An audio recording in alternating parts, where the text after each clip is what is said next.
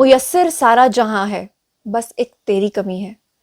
یہ شعر بالکل سپر فٹ جس کے اوپر آتا ہے وہ ہیں جی عائشہ گلیلئی. جیسے کہ آپ لوگوں نے تھمبنیل پہ پڑھ لیا ہوگا، آج کے ویڈیو میں آپ کو بتاؤں گی کہ کس طرح سے عائشہ گلیلئی جو ہیں، جس طرح سے بہت ساری خواتین جو ہیں وہ عمران خان کی کرزمیٹک پرسنالٹی، ان کے پرسونا اور ان کی چارمنگ پرسنالٹی کی دلدادہ رہی ہیں، ان کی محبت میں پاگل رہی ہیں، انہی میں عائشہ گلیلئی کا بھی ایک شمار ہوتا ہے. عائشہ گلیلئی جو ہیں وہ ایک لمبے عرصے تک چاہتی رہی ہیں کہ ان کی شادی عمران خان سے ہو، لیکن جب یہ ہو نہ سکا تو پھر اس کے بعد وہ مجھے ساحل لدھیانوی کی غزل یاد آتی ہے جس میں انہوں نے کہا تھا کہ مگر یہ ہو نہ سکا اور اب یہ عالم ہے کہ تو نہیں، تیرا غم تیری جستجو بھی نہیں، گزر رہی ہے کچھ اس طرح سے زندگی جیسے اسے کسی سہارے کی آرزو بھی نہیں. میں جانتا ہوں میری ہم نفس مگر یوں ہی کبھی کبھی میرے دل میں خیال آتا ہے. تو آخر کار عائشہ گلیلئی نے اتنی زیادہ کنٹروورسی، اتنا زیادہ عمران خان کے بارے میں بول بول کے، ان کے اوپر الزامات لگا لگا کے اور ان کے بارے میں بہت سارے عجیب و غریب قسم کے اور گندے قسم کے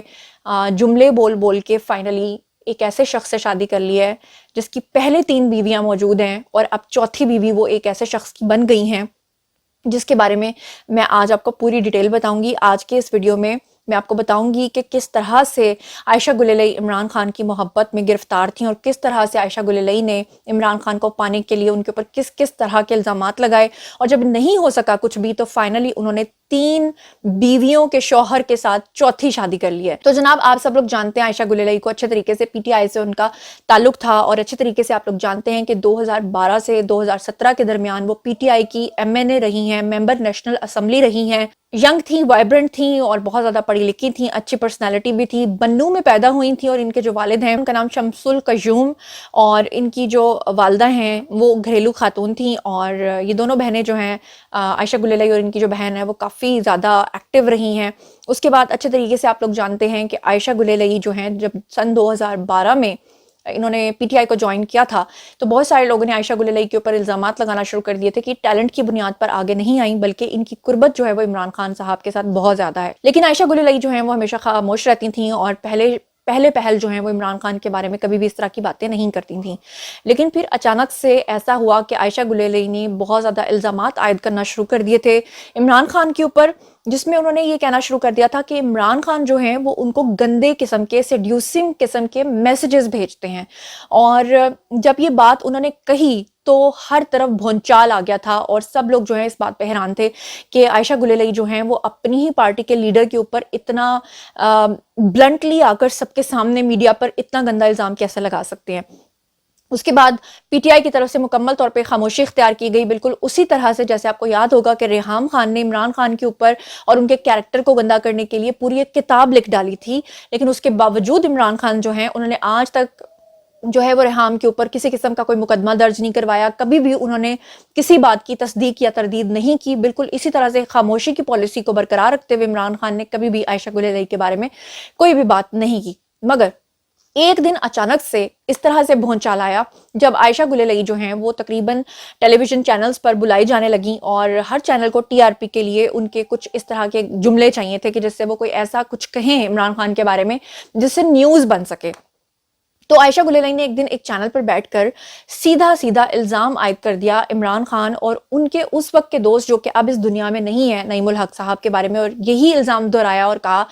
کہ نعیم الحق جو ہیں وہ بھی ان سے شادی کرنا چاہتے ہیں، وہ بھی ان کو سیڈیوسنگ قسم کے یا غلط قسم کے میسیجز بھیجتے ہیں یا ان سے شادی کے ان کو پرپوزلز بھیجتے ہیں اور عمران خان بھی بھیجتے ہیں. جس پہ کہ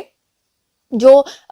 پروگرام کے میزبان تھے انہوں نے پوچھنا شروع کر دیا عائشہ گلیلئی سے کہ آپ کے پاس اس چیز کا کوئی ثبوت ہے. تو انہوں نے جو ہے وہ پروگرام کے جو ہوسٹ تھے، بلکہ مجھے یاد پڑتا ہے کہ حامد میر کے پروگرام میں تو انہوں نے باقاعدہ طور پہ عمران خان صاحب کے جو میسیجز تھے وہ دکھا بھی دیے تھے. اور ابھی مجھے ایک پرانا کلپ ملا ہے ان کا جس میں انہوں نے نعیم الحق کے بارے میں، اللہ تعالیٰ ان کی مغفرت کرے، لیکن انہوں نے کیا کہا تھا سنیے. آپ نے نعیم الحق صاحب کے بھی اوپر بھی الزامات نعیم الحق نے بھی مجھے میسج کیا تھا، انہوں نے بھی مجھے ڈائریکٹ میسج کیا تھا، پروپوز کرنے کی کوشش کی تھی. اچھا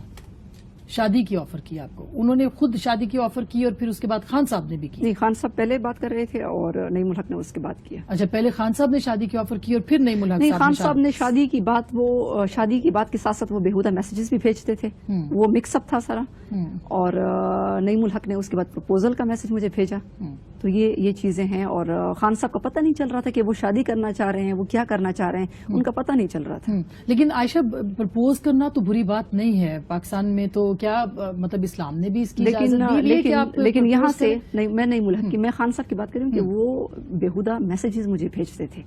अच्छा जी, अब जब आयशा गुलेलई ने इतना ब्लंटली और इस तरह का टेलीविजन पे बैठ के बयान दिया था, तो उनकी रिप्यूट ज़ाहिरी बात है कि पीटीआई के अंदर और जो उनके अंदरूनी हलके थे उनमें काफ़ी ज़्यादा ख़राब हो चुकी थी। लेकिन आयशा गुलेलई जो है वो अच्छे तरीके से इस बात को भांप चुकी थी, क्योंकि इनिशियली जो मेरी इन्फॉर्मेशन है वो यही थी कि वो खुद भी चाहती थी इमरान खान से शादी करना, और शायद इमरान खान ने उनको अगर इस तरह के मैसेजेस भेजे भी थे तो बाद में इमरान खान का जो माइंड है वो चेंज हो चुका था, क्योंकि इमरान खान जो हैं वो रेहाम और जो पिंकी साहिबा हैं उनमें इन्वॉल्व हो चुके थे, और जो आयशा गुलेलई हैं उनसे ये बात बर्दाश्त नहीं हो रही थी। ऐसी सूरत हाल में आयशा गुलेलई ने जनाब क्या किया कि उन्होंने और ज्यादा, उनका दिमाग खराब हो गया और उन्होंने इमरान खान के बारे में और भी अजीब अजीब किस्म के जुमले कहना शुरू कर दिए। मगर उससे पहले मैं ये बता दूं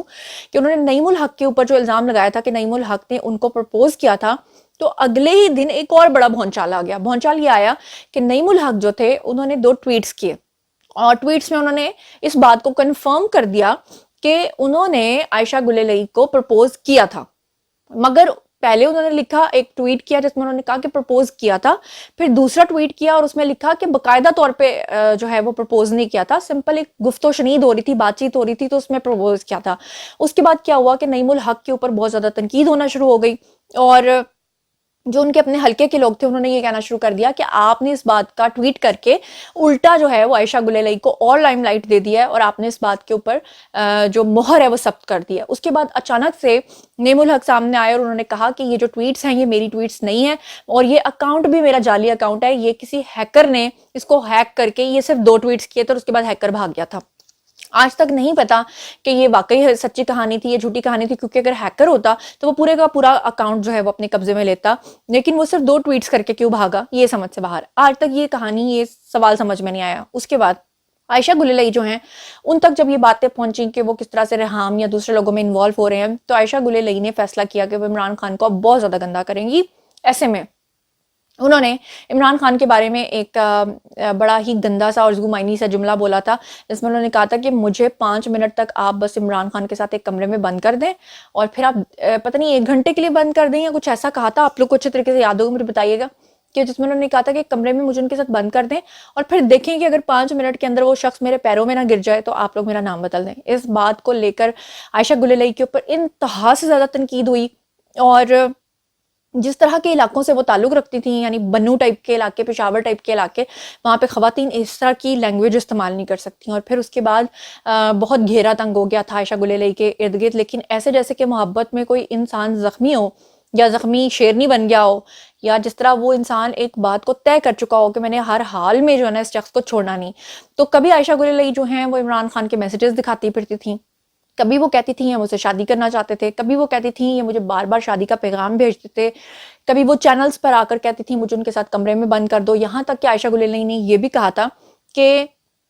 इमरान खान जो हैं वो मुझे गंदे गंदे मैसेजेस भेजते थे और उन्होंने मुझे अकेले मिलने के लिए बुलाया। और फिर आयशा गुलेलई कहती हैं कि मैं जब उनको मिलने के लिए गई तो मैं अपने साथ अपने वालिद और अपने भाई को भी लेकर गई। तो फिर आयशा गुलेलई कहती हैं कि जब इमरान खान ने मेरे वालिद और मेरे भाई को देखा तो वो घबरा गए और मेरे वालिद ने जाके साफ बात की कि आप क्या चाहते हैं। तो उस पर इमरान खान ने आएँ बाएँ शाएँ करना शुरू कर दिया और उन्होंने कहा कि जी नहीं, मैं तो कुछ ऐसी बात नहीं कर रहा था, मैं तो कुछ वैसी बात नहीं कर रहा था। बहरहाल इमरान खान जो हैं बकौल आयशा गुलेलई के भांप गए थे कि ये खातून मेरे काबू नहीं आएगी। और उसके बाद आयशा गुलेलई के लिए ज़मीन तंग कर दी गई उनके इल्ज़ाम के मुताबिक, और फिर उन्होंने 2017 में ये जो पार्टी है इसको छोड़ दिया। 2018 से लेकर 2020 तक आपको पता है बीच में पेंडेमिक भी आ गया और वो मुख्तलिफ जगहों पर बैठकर इमरान खान को बदनाम भी करती रही, लेकिन इमरान खान को कोई फर्क नहीं पड़ा। इमरान खान को आज तक जितने भी लोगों ने बदनाम किया उनको कोई फर्क नहीं पड़ता, उनके फॉलोअर्स उसी तरह से उनके साथ जो है वो जुग दर जुग जो है वो बढ़ते चले जा रहे हैं। तो फाइनली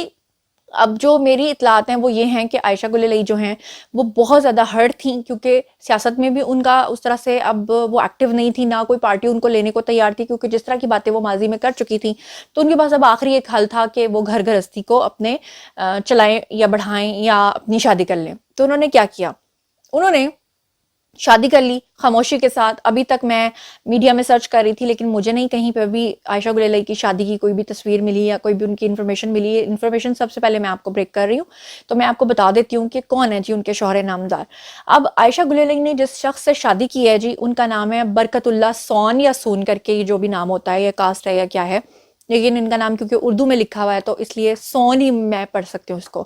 اور انہوں نے جناب علی سی اے کیا ہوا ہے، چارٹرڈ اکاؤنٹنٹ ہیں اور ایک انٹرنیشنل کمپنی ہے سعودیہ میں،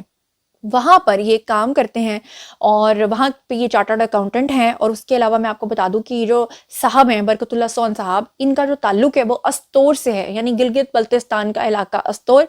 وہاں سے ان کا تعلق ہے. اور یہ اس سے پہلے 3 شادیاں کر چکے ہیں، جس میں سے ان کی جو سب سے پہلی والی بیوی ہے اس کو یہ طلاق دے چکے ہیں، لیکن باقی کی ان کی جو 2 بیویاں تھیں وہ ان کے ساتھ ہی رہتی تھیں. مگر اب آگے چوتھے نمبر پہ جو انہوں نے شادی کی ہے وہ انہوں نے کیا جی عائشہ گل الئی کے ساتھ، یعنی کہ پہلے والی 2 شریک حیات بھی ان کے ساتھ رہ رہی تھیں اور عائشہ گل الئی بھی رہ رہی ہیں. مطلب اس وقت 3 بیویاں جو ہیں وہ مبینہ طور پہ اس شخص کے ساتھ رہ رہی ہیں. اور میں آپ کو بتاتی چلوں کہ یہ جو شخص ہیں برکت اللہ سون، ان کے بارے میں مجھے یہ بھی پتا چلا ہے کہ یہ ماہر معاشیات کے طور پہ ڈیفرنٹ چینلز کے جو ڈیبیٹ شوز ہوتے ہیں اس میں بھی حصہ لیتے رہے ہیں. مطلب یہ ووکل رہے ہیں، آتے رہے ہیں ایز پارٹیسپینٹ پروگرامز کے اندر شرکت بھی کرتے رہے ہیں. اور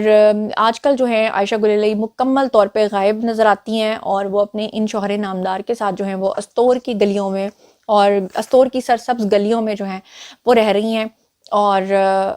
یہ نہیں ایگزیکٹلی پتا کہ خوش ہیں کہ نہیں، کیونکہ اس شخص کے بارے میں جو سننے کو ملا ہے وہ کچھ زیادہ اچھا نہیں ملا، لیکن وہ میں بات نہیں کرنا چاہتی کیونکہ وہ ان کی نجی زندگی ہے. تو یہ تھی ساری کہانی جناب جو میں نے آپ کے سامنے رکھی ہے. اگر آپ بھی کسی سیلیبریٹی یا کسی اہم شخصیت کے بارے میں جاننا چاہتے ہیں تو ہم ضرور آپ کو بتائیں گے. آئیے کامنٹ سیکشن میں لکھیے اور بتائیے کہ کیا عائشہ گل الئی نے شادی کر کے اچھا کیا ہے، لیکن کیا انہوں نے چھپا کر اچھا کیا ہے، یا جو باتیں وہ ماضی میں کر چکی ہیں کیا ان کو کرنی چاہیے تھی، کیا اس سے عمران خان کی صحت پہ کوئی اثر پڑا یا نہیں پڑا. جیسے کہ مجھے لگتا ہے کہ نہیں پڑا. مجھے لگتا ہے عمران خان کے بارے میں آپ کچھ بھی کہہ لو، جو ان کے فالوورز ہیں وہ ان کے خلاف کبھی بھی نہیں ہوتے، نہ ہو سکتے ہیں. تو آپ لوگ جو کچھ بھی سوچتے سمجھتے ہیں کامنٹ سیکشن میں آئیے شیئر کیجئے. میں پرسنلی جواب دوں گی. مزید خبریں، ولاگز، انٹرویوز اور سیاسی تجزیے جاننے کے لیے میرے ساتھ کنیکٹڈ رہنا ہرگز مت بھولیے گا. چینل کو سبسکرائب کر لیجئے گا. اپنا بہت خیال رکھیے گا. اللہ نے کے مان.